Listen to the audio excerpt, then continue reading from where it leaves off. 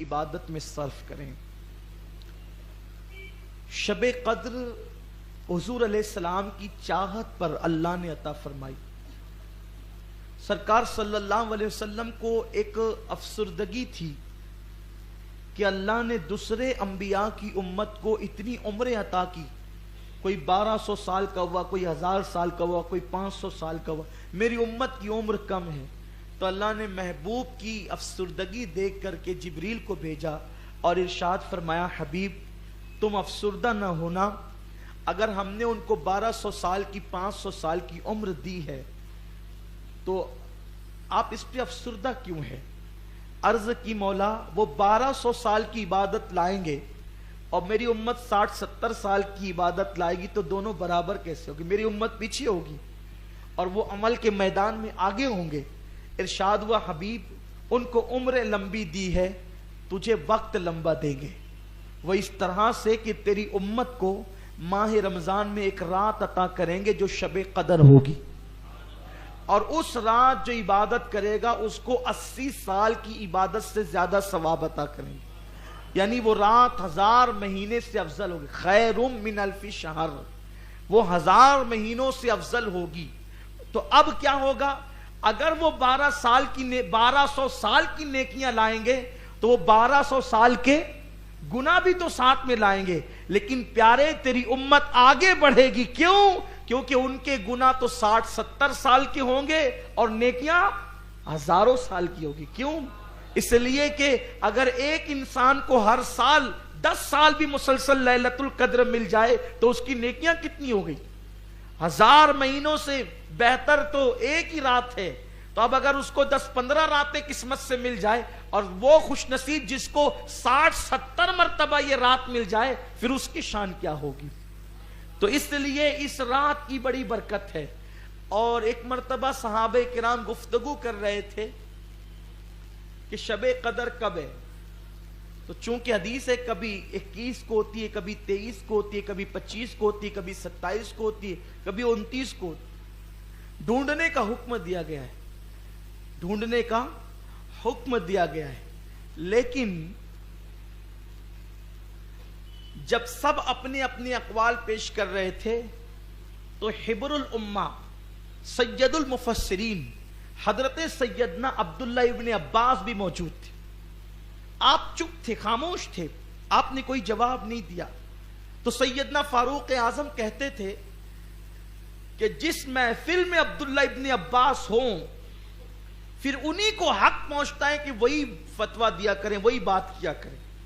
سب بولتے ہیں آپ کو حق ہے, آپ کیوں نہیں بولتے؟ آپ بولیے, آپ کے بولنے پہ کوئی پابندی نہیں, آپ بولیے.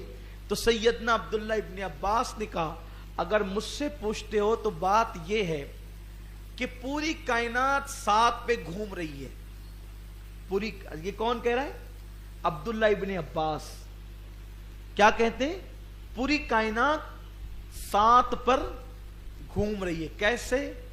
7 آسمان بنائے اللہ نے, 7 زمین بنائی, 7 دن بنائے. اسی طرح جب شیطان کو کنکریاں ماری جاتی ہیں حج میں تو وہ بھی کتنی ہیں؟ 7 ہے.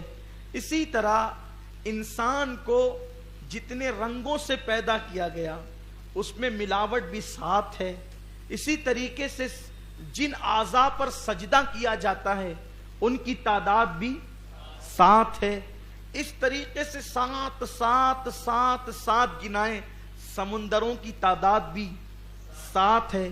تو فرمایا کہ میرا وجدان یہ کہتا ہے کہ شب قدر بھی 7ویں رات میں, شب قدر بھی رمضان شریف کے آخری عشرے کی 7ویں رات میں. مطلب کب ہے؟ 27ویں تاریخ کو. حضرت امام اعظم ابو حنیفہ کا قول بھی یہی ہے کہ شب قدر ہر سال کب ہوتی ہے؟ 27ویں تاریخ کو. اور شب قدر میں جو ہیا ہے نا, ہیا یہ 27واں کلمہ ہے. ہیا مطلب یہ, اس میں ہیا مطلب شب قدر کے حوالے سے کہا گیا ہیا حتی مطلع الفجر, کہ اس مبارک رات میں فجر تک کیا ہوتا ہے؟ سلامتی نازل ہوتی ہے صبح تک. تو یہ جو ہیا ہے نا، ہیا، یہ ہیا 27واں کلمہ ہے. تو پتا چلا کہ وہ ہیا بتا رہا ہے کہ 27ویں ہی کو شب قدر ہوتی. تو پھر یہ 21 23 25 27 29 کا یہ جو قول ہے، اس میں بزرگوں نے فرمایا حکمت یہ ہے کہ بندہ شب قدر کی لالچ میں ہر رات عبادت کرتا رہے تاکہ عبادت کا معیار بڑھ جائے. اگر بتا دیا جاتا کہ 27 ہی کو یقینی ہے تو پھر بندہ صرف 27ویں کو عبادت کرتا، 21ویں کو کیوں کرتا، 23ویں کو کیوں کرتا، 25 کو کیوں کرتا، 29 کو کیوں کرتا.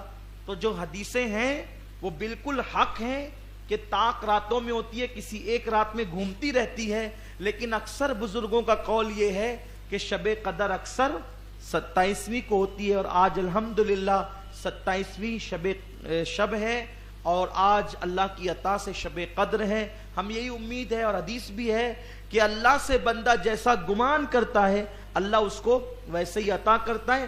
تو جس رات آپ دل کی گہرائیوں سے شب قدر سمجھ کر عبادت کریں، بس وہی رات ہمارے لیے شب قدر ہے. شب قدر میں دعائیں مقبول ہوتی ہے، قبول ہوتی ہے، اور ہر طاق راتوں میں عبادت کرنا چاہیے. لیکن شب قدر جو 27ویں شب ہے اس میں زیادہ عبادت کرنا چاہیے، کیونکہ اس رات جبریل امین فرشتوں کو لے کر آتے ہیں. اللہ کے رسول فرماتے ہیں کہ ان کے پاس 4 جھنڈے ہوتے ہیں، وہ 4 جھنڈے لے کر کے فرشتے آتے ہیں، اور وہ 4 جھنڈے لے کر کے آتے ہیں اور وہ بستیوں میں گھومتے ہیں اور ان لوگوں سے ملاقات کرتے ہیں جو لوگ اس وقت عبادت میں مصروف ہوتے ہیں.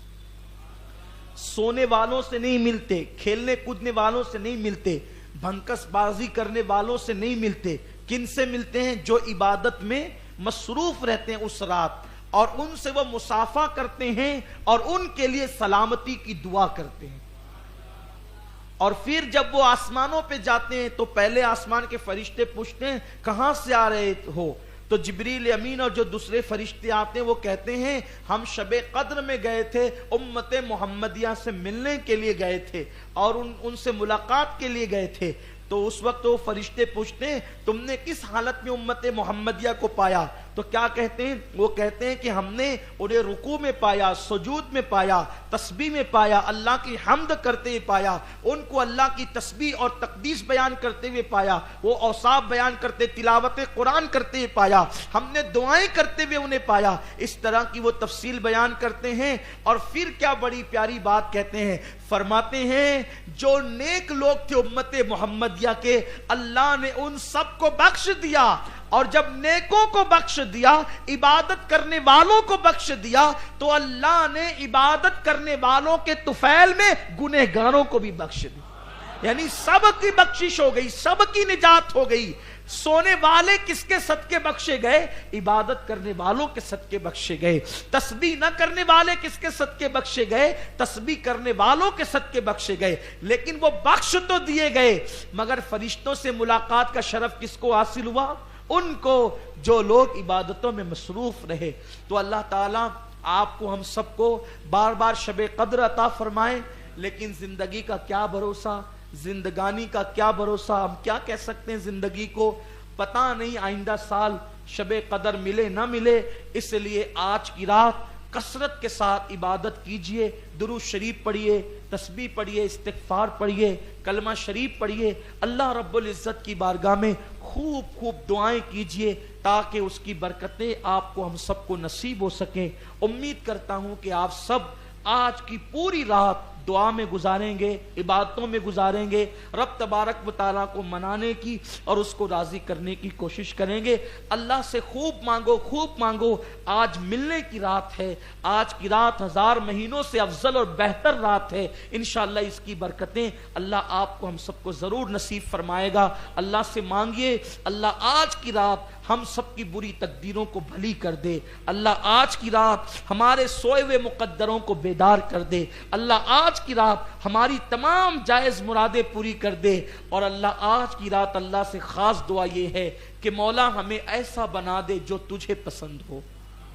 ہمیں ایسا بنا دے جو تیرے رسول کو پسند ہو، ہماری زندگی ایسی بنا دے جو تجھے اور تیرے محبوب کو پسند ہو، اور ہماری موت ایسی ہو مولا کہ جب تو راضی ہو، تیرا حبیب راضی ہو، تو کلمہ پڑھتے پڑھتے ہمیں عزت اور شہادت کی موت مدینہ منورہ میں نصیب فرما، تیرے محبوب کے حرم میں نصیب فرما، اور 2 گز زمین تیرے محبوب کے قدموں میں دفن ہونے کے لیے عطا فرما۔